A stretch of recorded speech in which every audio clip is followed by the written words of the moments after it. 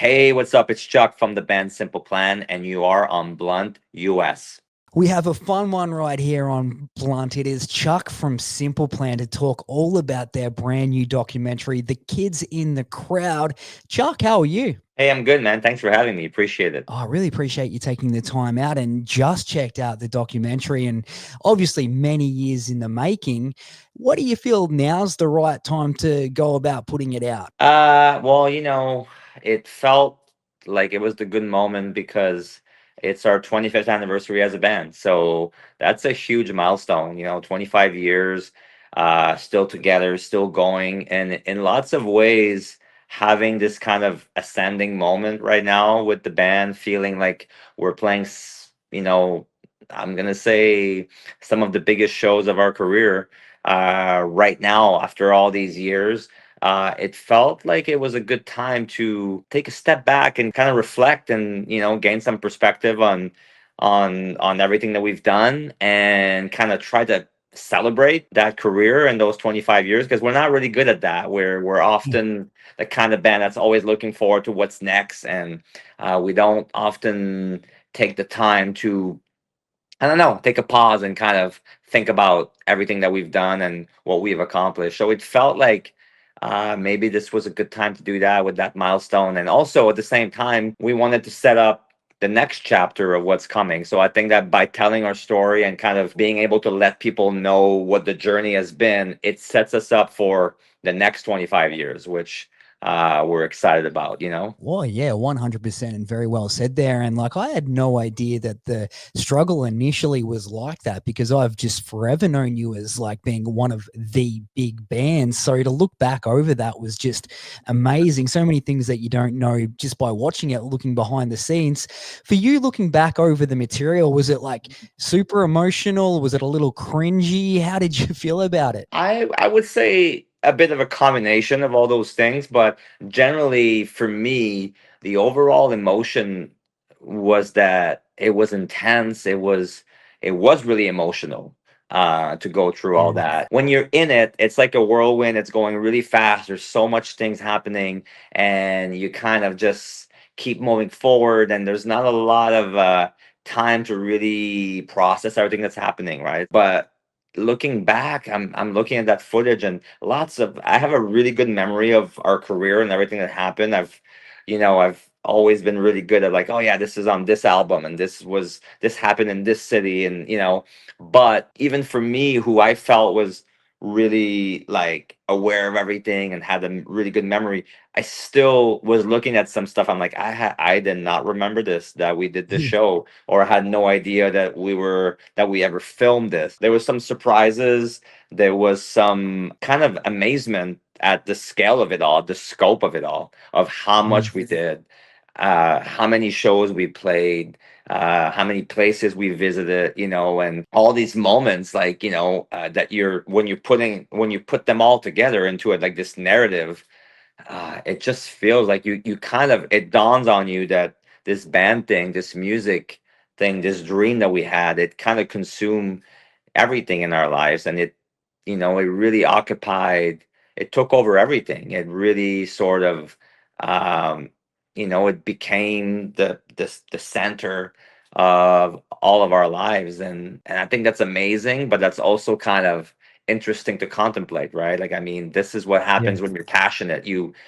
Something really takes over your life. So it was really cool. There was some moments where some clothing choices was a bit questionable, or haircut choices was a bit odd.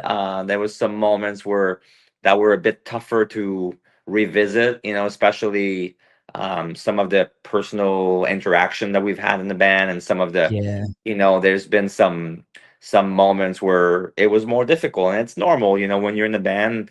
There's never, like, when you work with someone, when you have a coworker, you go home, you have dinner by yourself, you sleep. But in a band, it's like you're in the same bus, right Yeah. next to each other for years and years and years, in the same dressing room, and it's really small. So you really have to learn how to live with each other. And that can be challenging, especially when you're young and maybe a bit less mature. So there's definitely moments where I look back and it's a bit uncomfortable to look at certain things, but we wanted those moments to be in there because we really wanted to create something that was honest, that was real, that was not just glossing over everything, that wasn't just like a glorified version of it.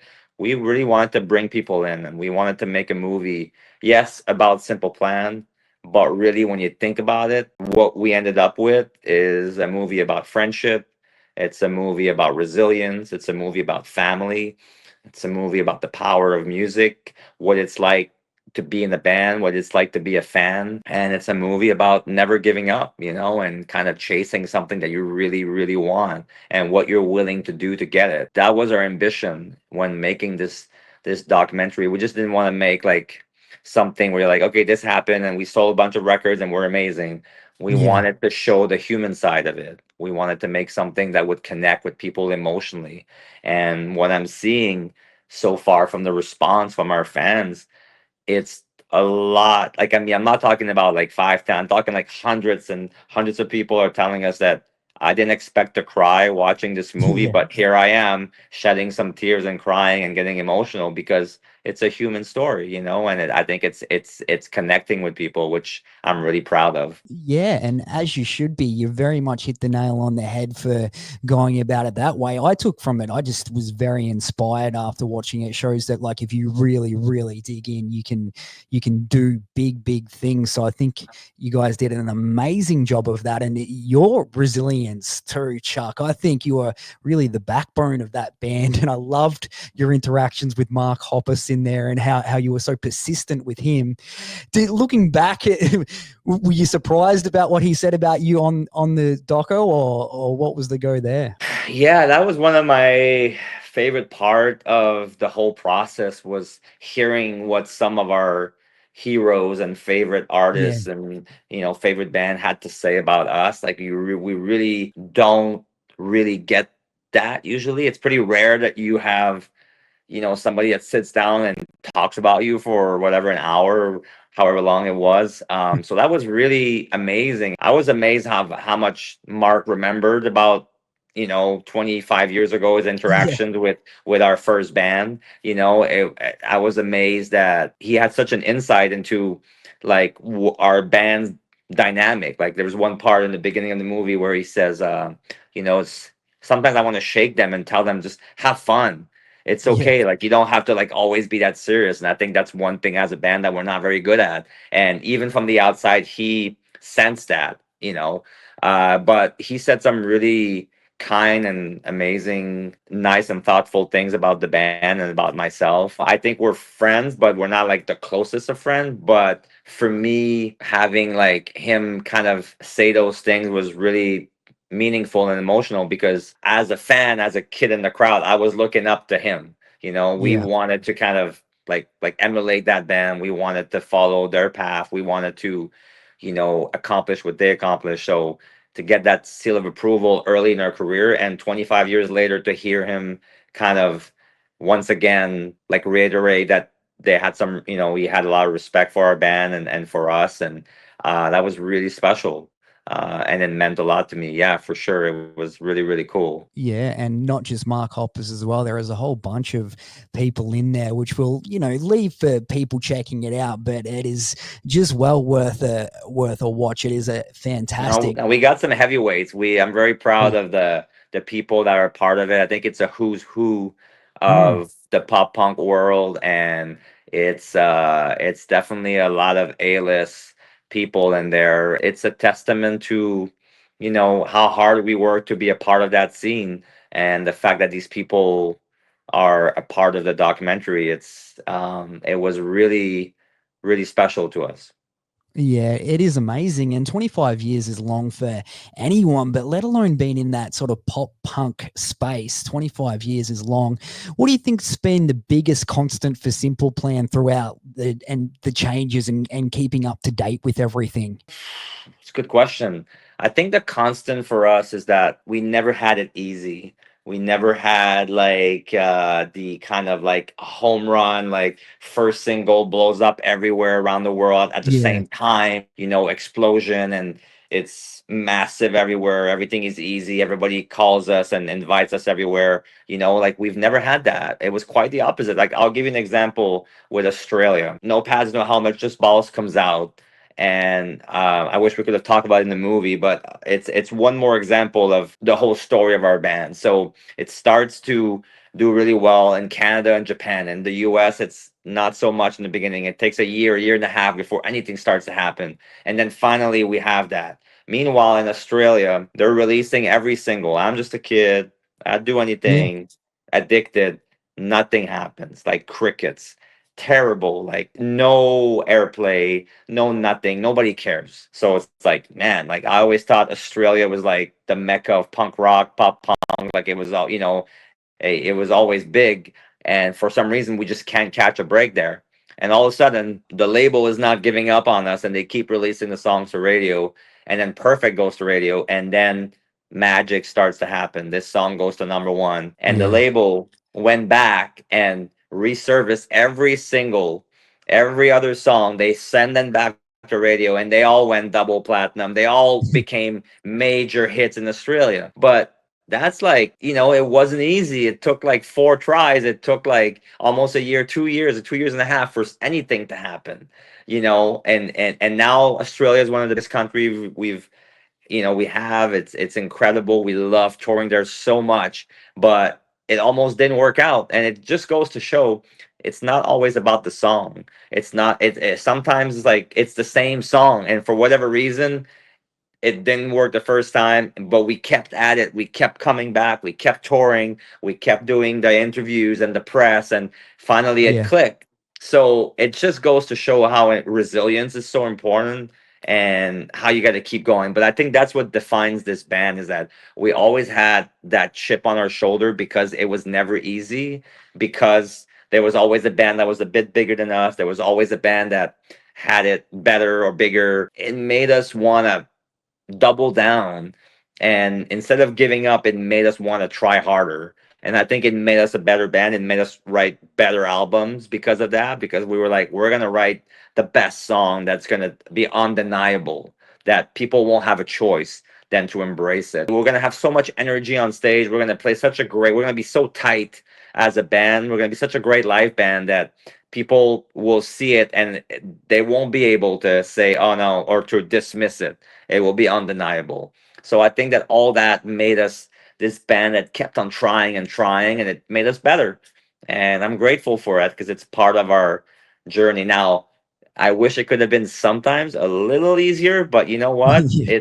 That's just not in the cards for us.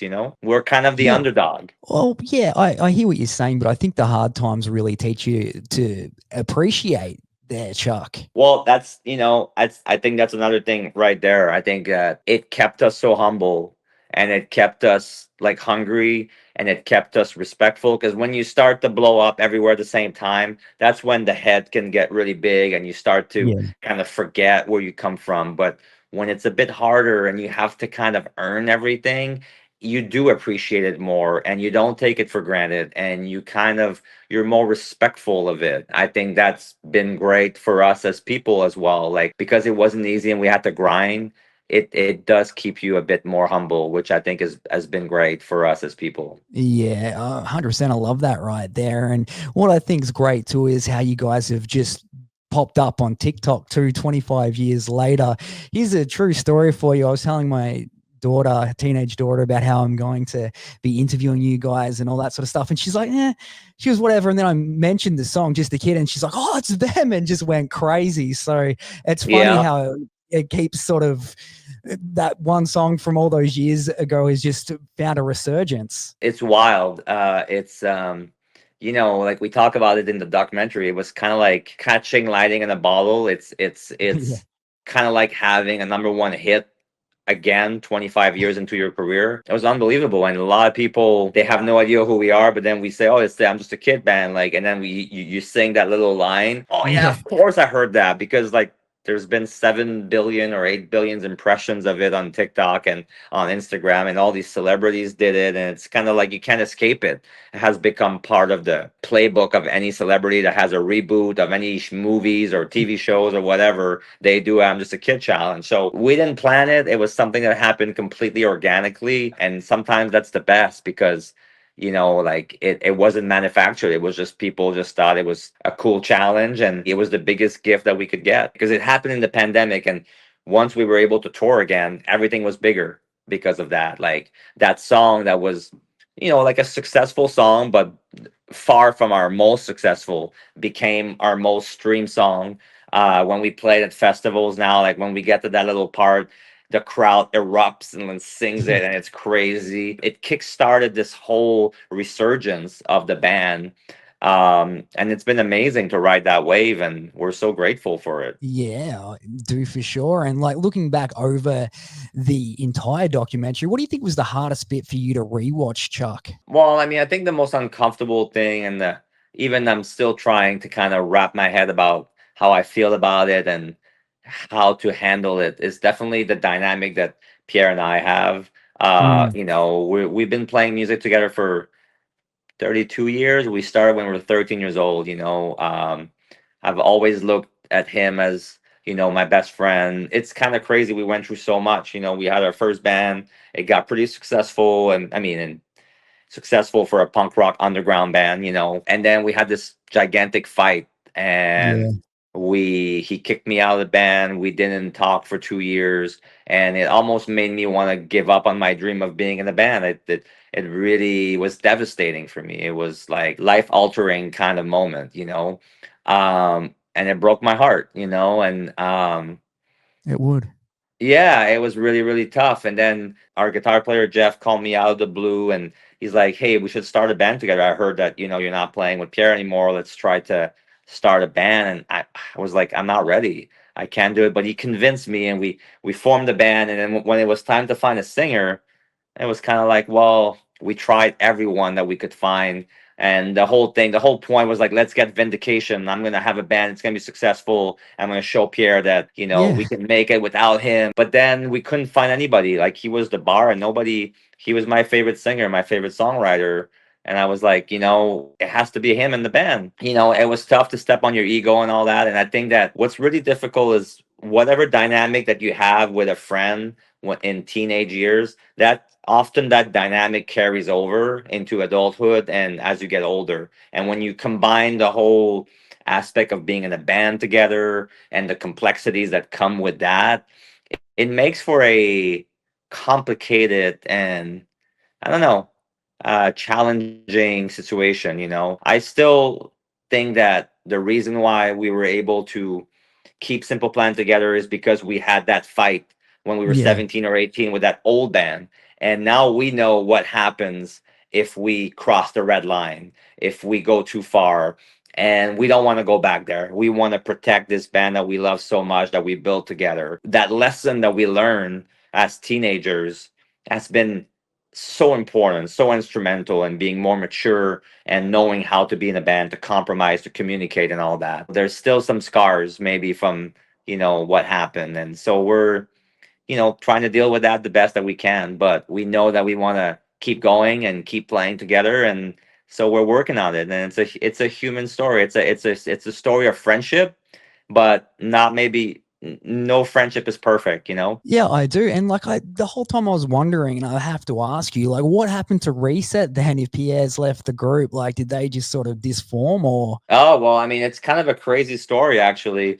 When Pierre left to be in our band, he was replaced by this guy. We didn't know him at all. He came from a different town, and we went to see him play, and he was really good. We were going to kind of like make fun of him, like they're gonna suck now. Pierre left, and the guy was like really, really good, played bass and sang. And we were like, wait a minute, maybe we should have that guy in our band in Simple Plan, which is a crazy story. We ended up taking him as well, and that was David. And Oh, there you go.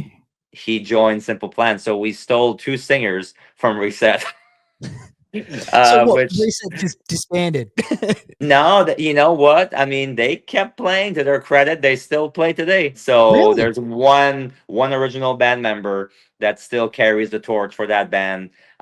They've made more records, and they keep playing. It's not like their full time job or anything, but they're still out there doing it. So yeah, but a bit of a crazy story. That is insane. Yeah. Like I had to ask that. And like, I was like, going to say, I didn't think they'd still be going, to be honest. So I was going to say, is there any chance of maybe down the track getting a bit of a mini reset reunion, but they're still Well, going? you know what? Actually, we still talked to Phil, the guitar player, and we did reunite twice for like charity concerts and whatever. So we learned all those songs. And in Montreal, where we're from, that band was actually pretty successful. Like we would sell like 1,500, 2,000 tickets, which at the time we were Man. 16 years old. That was pretty impressive. So we did reunite and we played some pretty memorable. I think we did it two or three times, but it's a lot to learn. The songs are extremely fast, and Yeah. you have to like they're very technical. So it was intense to learn all that stuff, but it was a blast. Yeah, I love hearing that right there. And you guys have just done so much throughout your career, and just hearing you talking there about charity, like the Simple Plan charity is just amazing. Can't take my hat off further to you guys on that. Oh, thank you, man. Yeah, it's been it came from it was inspired by the fans. Like we got all these stories of fans that would write us letters or would meet us at the shows and tell us how much the music was helping them, was having a big impact, was like a lifeline for them. It was so many people would tell us like, man, without these songs, I wouldn't be here today. And at first you hear that and you're like, okay, well, that seems a little intense. Like, is that really true? Are you exaggerating? And then you hear it 10 times and 50 times and Mm. 100 times, 1,000, and you're like, okay, wow, like music really does have that power to really help people. And it made us want to go a bit further. It's like, okay, yeah, we write songs and we help them, but how can we do something that's more that's less abstract, that's like really concrete, right? So we started the foundation, and it has become a part of who we are as a band. Like $1 of every headline shows that we play on every ticket goes to the foundation, and we're able to That's help crazy. young people in need. And we've donated about 2.5 or $3 million so far. And yeah, it feels really like it's extremely rewarding, and we're proud of that. Yeah, like I said, just can't condone that anymore. And hats off to your parents as well. Like they seem like genuinely great people and getting behind it. Yeah, it's one of the coolest thing that we were able to do, together, is be able to do something good for people and do it with your family. And it was my dad's idea, actually. I remember like we were on doing our first arena tour in Canada, so it was a massive show. We've never played shows of that scale before. And he was like, what kind of legacy do you guys want to leave? Do you want to just be a band that sold a bunch of records and a bunch of tickets and a bunch of merch, and that's that, and that's pretty awesome? Or do you want to actually leave like a real lasting impact and help people? And he's like, I think you should think about that. And it was inspiring. And instead of waiting, like a lot of bands or artists wait until they're like in their 50s or 60s and or 70s to start like doing philanthropy work, and we started when we were in our 20s. So it feels like that how it should be. You shouldn't wait that long. You should just go for it and help people. Yeah, no, 100%. I couldn't agree more. And yeah, very, very inspirational stuff. Now, the documentary is a super fun one. Couldn't recommend it anymore. But you did leave one important thing out of it, I thought, Oh. Chuck, and that was, to me, you guys covering the Scooby Doo theme song. Where does that sit in ranks of awesomeness? I would have loved to have a section about that. Um, it was complicated because I think, what's it's funny. This song, we recorded that theme song in 2002 or 2003. We were not really famous at the time at all. They actually wrote an episode about Simple Plan. It's called Simple Plan and the Invisible Man Men, and you can see it. I think it's on Netflix or whatever. You can find the episode. And we have the theme song. But for years, nobody talked about it. Nobody cared. It was just this thing that we had done. I thought it was super cool, but Yeah. nobody would ever mention it. And then all of a sudden, fast forward to 2020 or whatever, and TikTok is there, and somehow people realized that it was Simple Plan doing that song. People started to say that this was like the most amazing theme song of all time of cartoons ever.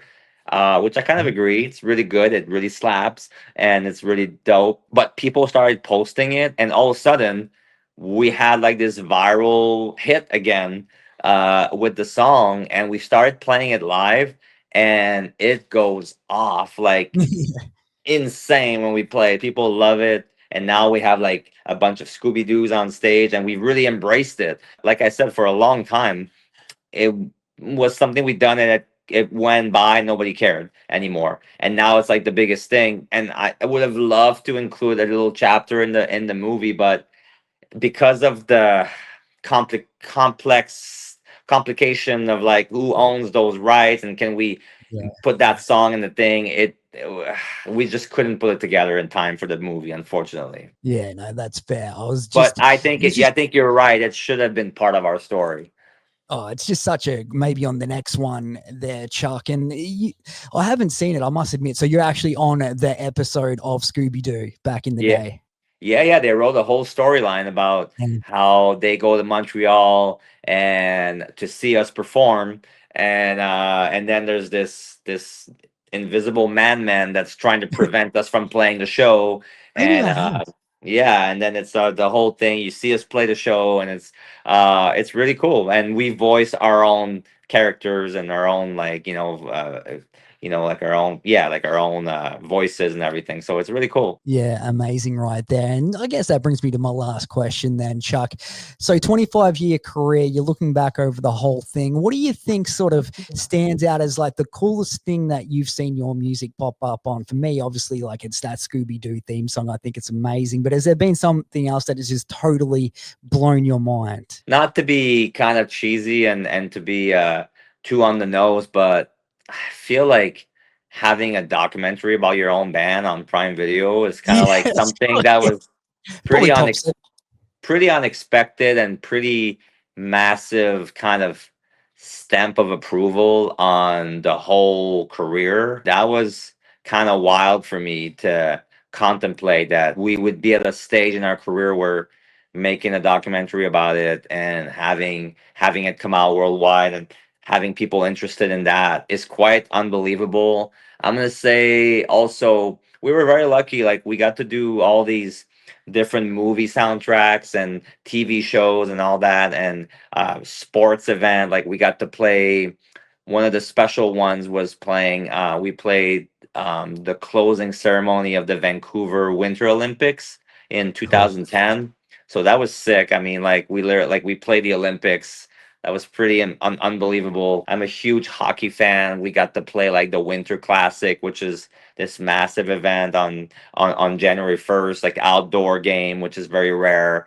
We got to sing the national anthem for that, and we got to perform. There's been, we played the MTV New Year's Eve on Times Square with the ball dropping. Cool. Uh, Man, like all this stuff is just like dream level. It's kind of like it's those things that when you're a kid you think about, like, oh, one day maybe we'll get to do this, and Jay Leno, like all these late night talk shows in the States that were just massive. We played the Playboy Mansion. That was pretty sick too. Oh, I didn't know that. Yeah, that was pretty amazing. It's just like teenage dreams that you like when you're in your bedroom, you're listening to your favorite band, you're rocking out, and you imagine yourself like, like for me, it was watching Guns N' Roses, on TV playing Rock in Rio, and then last year in the documentary, you see us playing this stadium in Sao Paulo, like in front of, we're closing out the festival, where the headliners, and it's 55,000 people. It's hard to wrap your head around that it's happening to your band.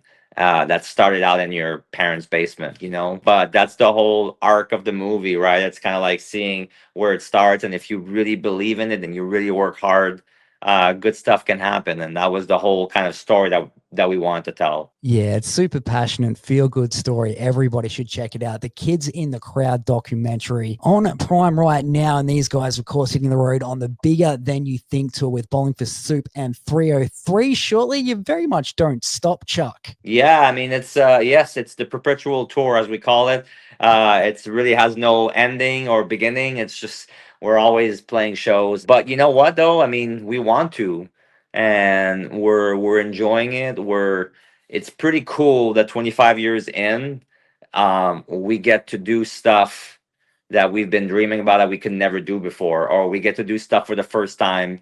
And it brings us back to that feeling of when you look at these kids in the movie, when you look at us like the 19-year-old or 20, like 21-year-old version of ourselves, so wide-eyed with full of dreams and full of hope. And even though we've been doing it for a while and we're not the same people in lots of ways, we still are. And like last month we played Madison Square Garden, for example. The whole time I was trying to take a picture in my head of what was happening, trying to remember. We brought my kid and my wife there, and it's like we still get to play these iconic dream level venues and crowds. And we were just back home in Quebec City. We played a festival to like 85,000 people. Damn. We get to do this 25 years into our career. It's not supposed to be like that, and somehow it's happening now. And so it's like, yeah, let's ride that wave. Let's have fun, Let's see how far we can take it. Yeah, another 25 years for sure. Well, thank you so much for taking time out. Very much appreciate it, Chuck. It's my pleasure. Thank you for talking to me. It was great. Appreciate it.